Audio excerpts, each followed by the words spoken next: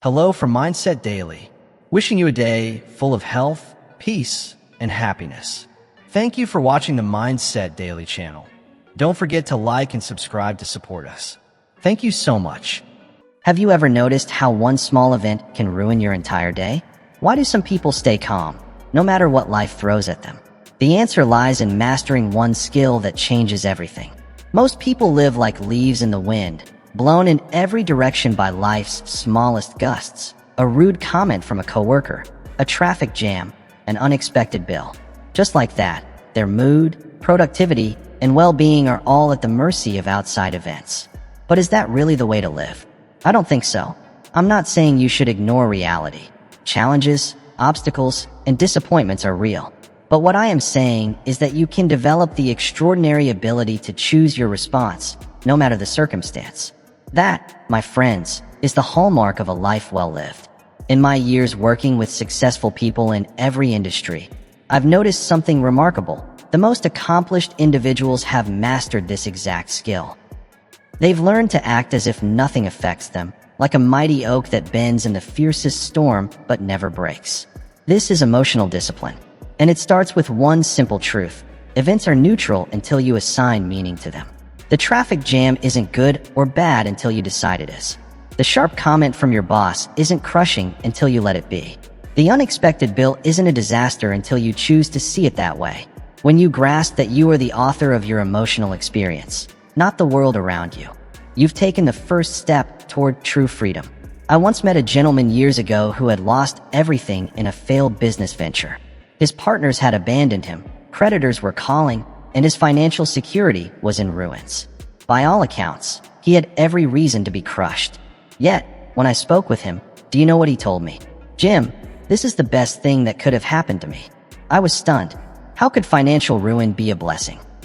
He explained, "I've discovered what I'm made of. I've learned who my true friends are. I've realized what truly matters in life. And I've discovered that I can start over, that I have the resilience to rebuild." These, he said, were lessons no other experience could have taught him. That is emotional mastery. Acting as if nothing can harm your spirit, your resolve, or your determination to create something extraordinary from your life. So how can you build that kind of inner strength? Let me share a few disciplines that, if practiced daily, can transform your emotional world. First, guard your mind as you would your most precious possession, because it is. Be careful about what you let in. The news, others' opinions, and the constant negativity around us all compete for space in your mind. And what fills your mind shapes your emotions. Choose deliberately what you allow to influence you. Here's a discipline I've followed for decades. Begin each day with positive input. Before the demands of life flood in, before the problems arrive, fill your mind with wisdom, inspiration, and ideas that elevate your thinking. Read biographies of great men and women who overcame tremendous odds. Study philosophy. Immerse yourself in thoughts that strengthen rather than weaken your resolve. Second, develop the habit of asking better questions. The quality of your life mirrors the quality of your questions. When challenges come, and they will, most people ask disempowering ones like, "Why does this always happen to me?" Or "What's wrong with me?" Or "Who's to blame?" These questions lead nowhere good. Instead, train yourself to ask. Ask questions like, "What can I learn from this?" Or "How can I use this to become stronger?" Or "What opportunity might be hidden in this challenge?" The questions you ask regularly shape your focus, and your focus determines your emotional state. I once worked with a woman who was passed over for a promotion she deeply wanted. At first, she was crushed. But instead of dwelling on the injustice, she asked herself, "What skills do I need to develop to secure the next opportunity?" That single question led her to pursue training, find a mentor, and volunteer for projects that showcased her abilities. Within a year, she was promoted to an even better position than the one she had originally aimed for. The right questions changed everything. Third, understand that emotional mastery is fueled by having a compelling future. When you're genuinely excited about where you're going, disappointments don't break you. They're just temporary detours on your path. Most people have no clear vision for their future. Is it any wonder they're easily knocked off course? When you have clarity about your destination, when you can picture in your mind the life you're building, you gain a remarkable resilience to the small setbacks that stop others. So, design your future with intention. Not vague wishes, but vivid, specific images of what you want in your health, relationships, career, finances, and spiritual life. The more detailed this vision, the stronger it will pull you forward through obstacles. Fourth, and this is crucial, develop the discipline of managing your physical state. Your body and emotions are inseparable. It's nearly impossible to feel depressed when you're energized, or to feel fearful when you stand tall, shoulders back, breathing deeply. This is why I've always promoted physical discipline, regular exercise, proper nutrition, and adequate rest. These habits aren't just good for your health. They are the foundation of emotional resilience. When you feel physically strong, you're far more likely to feel emotionally strong. The next time you feel emotionally low, change your physiology instantly. Stand tall, roll your shoulders back, lift your chin, and put a smile on your face, even if you don't feel like it. Move with purpose and energy. Hold that posture for just 2 minutes while breathing deeply, and you'll notice your emotional state shift. It's a simple method, yet surprisingly powerful. Fifth, develop the habit of keeping your word to yourself. Most people break promises to themselves without a second thought. They say they'll start exercising tomorrow, but don't. They promise to save money, yet spend it. They commit to reading more, but never follow through. Each broken promise chips away at self-trust. And without that trust, how can you build the inner strength to act as if nothing affects you? Start small. Make simple commitments to yourself and keep them, no matter what. These small wins create momentum that leads to bigger victories. Sixth, surround yourself with the right influences. You truly become the average of the 5 people you spend the most time with. If you're around those who crumble at every setback, you likely will too. Instead, seek people who show emotional resilience, who remain composed under pressure, who see opportunity where others see only problems. Their strength will shape yours. I recall a young entrepreneur who joined a mastermind group I led years ago. At first, he was reactive, easily discouraged, and quick to blame circumstances for his lack of success. Yet within the group were individuals who had mastered emotional self-regulation. They faced the same market challenges, the same competitive pressures, the same risk of rejection, but their responses were completely different. Over time, almost without realizing it, this young man began to change. His language shifted from "I can't because" to "how can I?" His focus moved from problems to solutions. His emotional responses became calmer, more productive, and far more intentional. The influence of the group had transformed him. Seventh, practice gratitude with unwavering commitment. You can't feel truly grateful and deeply negative at the same time. The two states can't coexist. When you train yourself to find things to be thankful for, your focus shifts from what's wrong to what's right, and that changes everything. Most people let gratitude depend on circumstances. When life is good, they feel grateful. But true masters of emotional resilience practice gratitude even when life isn't going their way. They understand it's not just a feeling. It's a discipline to be exercised regardless of conditions. Try this. At the end of each day, write down 3 things you're grateful for. They don't have to be grand. A beautiful sunset, a kind word from a stranger, a problem solved at work. This habit trains your mind to see possibilities and positivity where others see only problems. Eighth, become a lifelong student of wisdom. The challenges you face today have been experienced by countless others throughout history. Their insights, solutions, and perspectives are available to you through books, teachings, and centuries of accumulated wisdom. Studying philosophy, exploring the lives of great men and women, and immersing yourself in the best thinking humanity has produced gives you perspective. You begin to see your own challenges in the broader context of human experience, creating the emotional distance needed to respond rather than react. As I've often said, formal education will make you a living, but self-education will make you a fortune. Part of that fortune is emotional resilience, the ability to act as if nothing affects you because you've learned to see beyond the immediate problem to the greater opportunity. Ninth, understand the power of interpretation. The events in your life have no built-in meaning until you give them meaning. A rejection can be devastating, or it can be redirecting. A failure can mark the end, or it can serve as feedback. A loss can be final, or it can be the start of something new. The meaning doesn't come from the event, it comes from your interpretation. Most people interpret events automatically and unconsciously, shaped by past conditioning and current fears. But what if you took control? What if you chose empowering meanings for the events in your life? I once worked with a sales professional who had just been turned down by a potential client. At first, he felt dejected, convinced the rejection reflected his abilities. But with some coaching, he reframed it. This isn't a rejection of me. It's simply information that my offer wasn't the right fit at this time. Now I can focus on finding the right fit. That simple reinterpretation kept his enthusiasm, confidence, and momentum intact.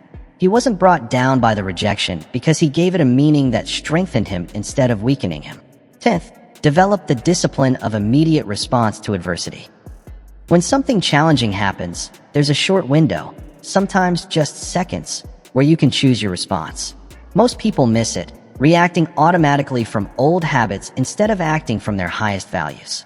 Masters of emotional resilience pause in that moment.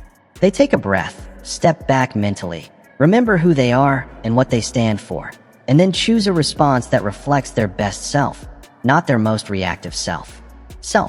This discipline alone can transform how you experience life.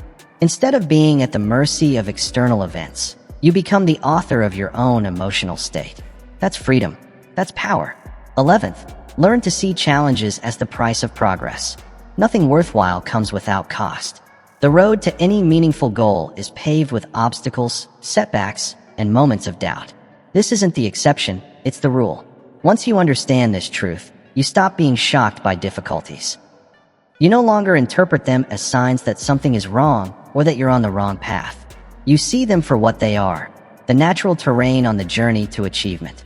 I recall speaking with a successful business owner who told me, "Jim, I used to get discouraged when problems came up in my business. I'd think, when will these problems end?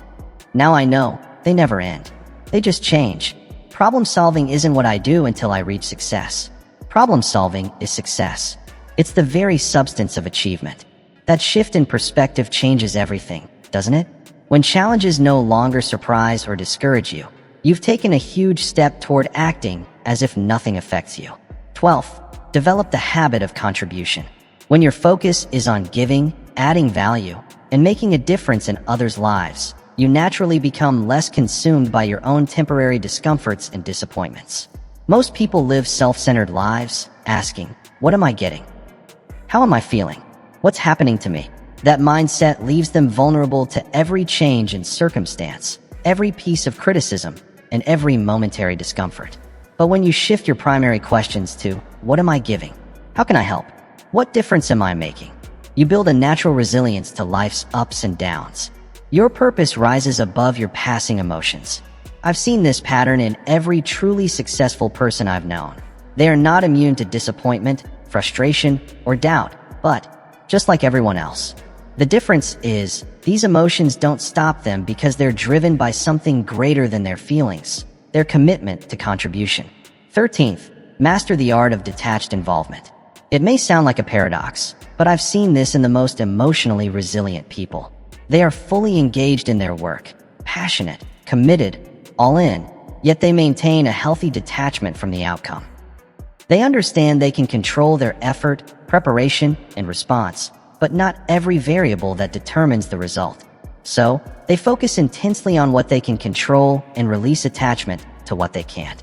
This balanced mindset allows them to act as if nothing affects them, because their emotional stability isn't tied to outcomes beyond their control. They can face disappointment without being crushed, setbacks without losing their path. I once coached a professional athlete who embodied this perfectly. Before each competition, he told himself, "I've prepared thoroughly. I'll give my absolute best effort. Beyond that, whatever happens, happens." This wasn't resignation, it was wisdom. It freed him to perform at his peak without being weighed down by emotional attachment to a specific result. 14th, develop financial reserves. It may seem unrelated to emotional resilience, but financial pressure is one of the biggest sources of stress. Living paycheck to paycheck with no margin for the unexpected leaves you vulnerable to outside forces. Building financial reserves isn't just smart economics, it's smart emotional management. When you know you can weather financial storms, you feel more secure, more confident, and less at the mercy of circumstances. You don't have to be wealthy to be emotionally resilient. But having a financial cushion, living below your means, and gradually building reserves should be part of your strategy for acting as if nothing affects you. 15th, cultivate a sense of humor. Life is full of ironies, contradictions, and absurd moments. The ability to laugh, especially at yourself, is a powerful antidote to taking things too seriously. I've always admired people who can find humor in the middle of difficulty. It's not that they ignore the seriousness of their challenges. They simply understand that keeping perspective, including the ability to laugh, prevents them from being overwhelmed. A genuine laugh releases tension, shifts your perspective, and reminds you not to take yourself too seriously. It's one of the most underrated tools for emotional resilience. 16th, practice the discipline of completion. Unfinished tasks, incomplete projects, and unresolved conflicts drain emotional energy, leaving you more vulnerable to new challenges. Make it a habit to finish what you start, address what's unresolved, and clear the deck so you can face what's in front of you with full focus. This might mean having that tough conversation you've avoided, finishing the project lingering on your to-do list, or making the decision you've been postponing. Whatever it is, complete it and free yourself from the emotional weight it creates. 17th, get comfortable with discomfort. Most people design their lives to avoid it, choosing what's easiest in the moment rather than what leads to real growth. That choice guarantees limitation. Growth lives at the edge of your comfort zone, not inside it. The ability to act as if nothing affects you is forged by stepping into situations that challenge and stretch you. Those moments that initially feel uncomfortable.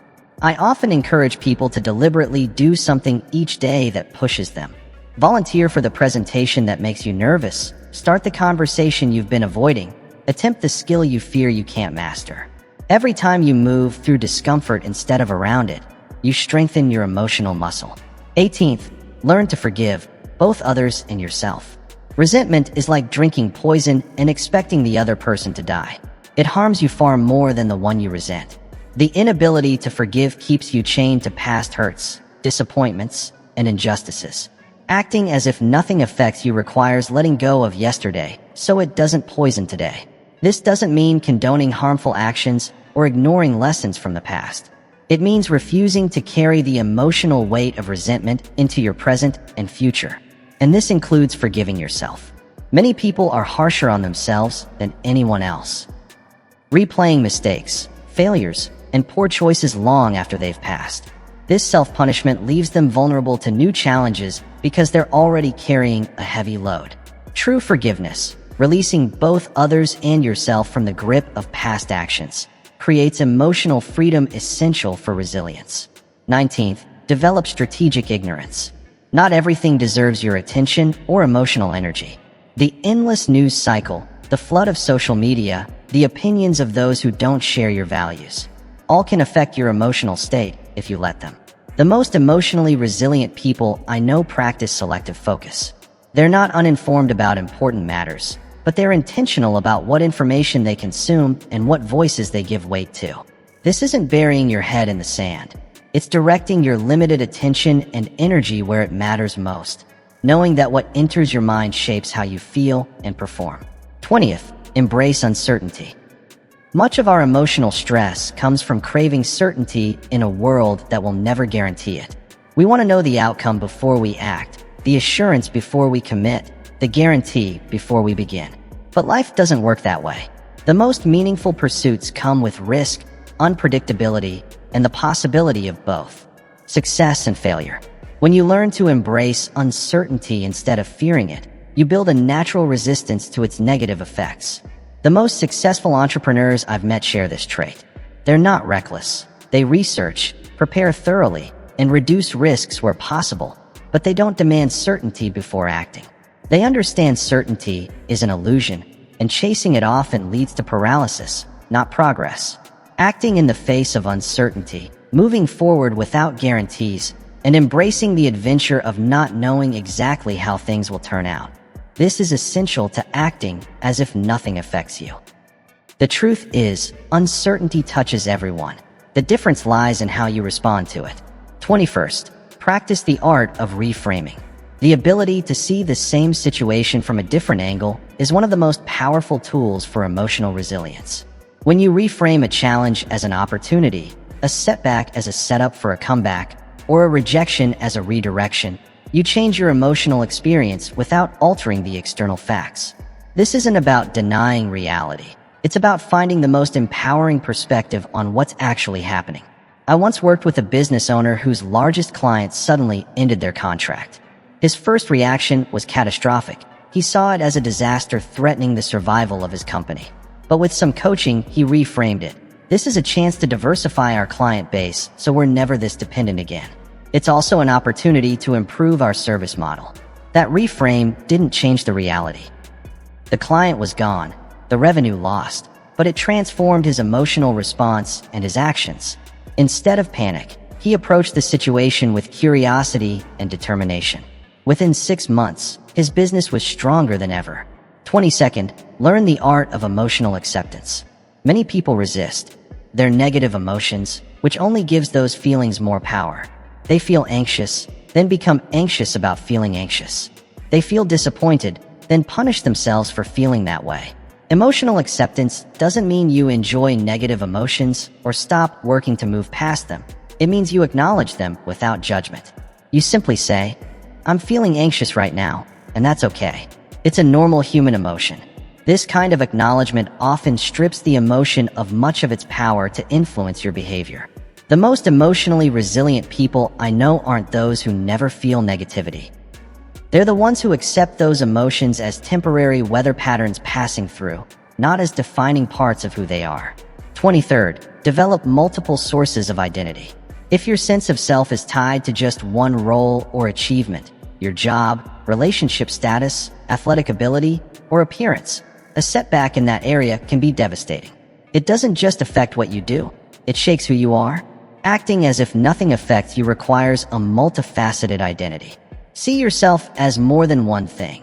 You're not just a professional, but also a parent, a friend, a community member, and a person with hobbies, values, and passions that go beyond any single role. When you have multiple pillars of identity, a setback in one area won't destroy your entire sense of self. I once worked with a professional whose entire identity revolved around her career. Being passed over for a promotion didn't just hurt her ambitions, it shattered her self-worth. Through our work, she began developing other aspects of herself, mentoring others, expressing creativity through art, contributing to her community.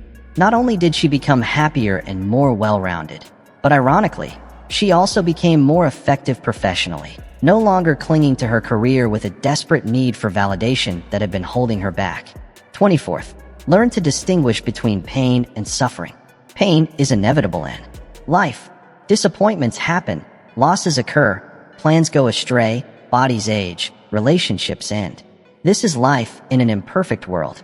But suffering is different from pain. Suffering comes from resisting pain, from the way we interpret it, and from identifying too closely with it. Thoughts like, "This shouldn't be happening. I can't bear this. Something must be wrong with me." These turn pain into suffering. The art of acting as if nothing affects you doesn't mean avoiding pain. It means refusing to pile suffering on top of it through resistance and catastrophic thinking. It's the ability to say, "This hurts, and I accept that hurt is part of life. I'll move through it rather than be defined by it." 25th, develop the habit of taking immediate action. When challenges strike, the worst thing you can do is freeze, becoming so overwhelmed that you do nothing. That passivity reinforces the feeling that you're powerless, at the mercy of circumstances. The alternative is to act quickly, even in small ways. You can't change what happened, but you can control what you do next. That shift, from passive victim to active responder, dramatically changes your emotional state. I recall a business owner whose store was damaged in a natural disaster. While others in similar situations were paralyzed by shock, he immediately got to work, calling his insurance company, contacting contractors, reaching out to employees, and communicating with customers. None of those steps changed the event, but they completely changed his experience of it. Instead of feeling helpless, he felt purposeful. Instead of being overwhelmed, he was focused.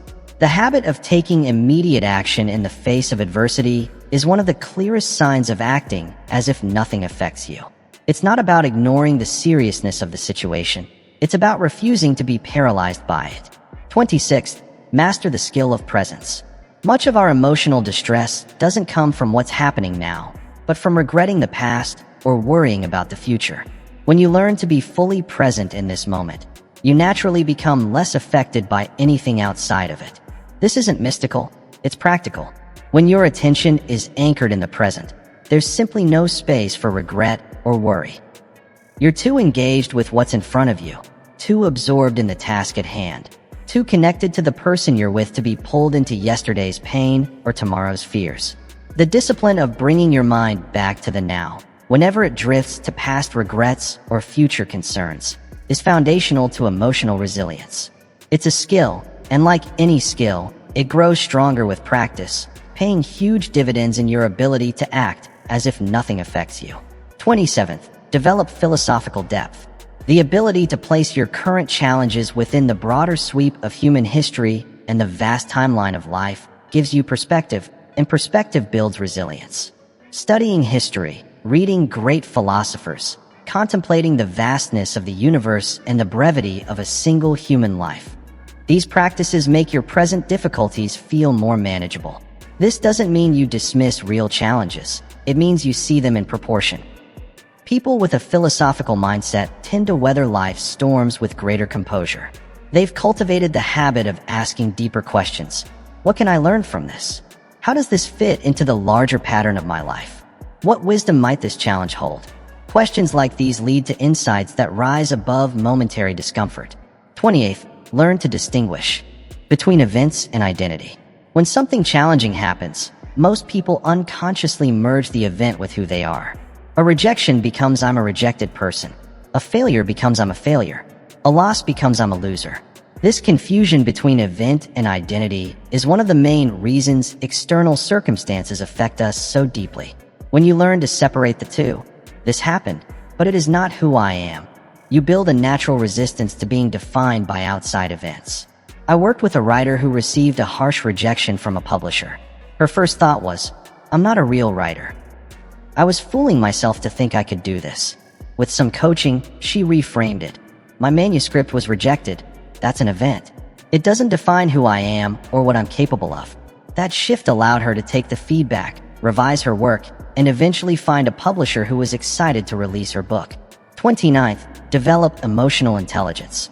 Understanding your own emotions and the emotions of others gives you a level of control that prevents you from being blindsided by sudden reactions.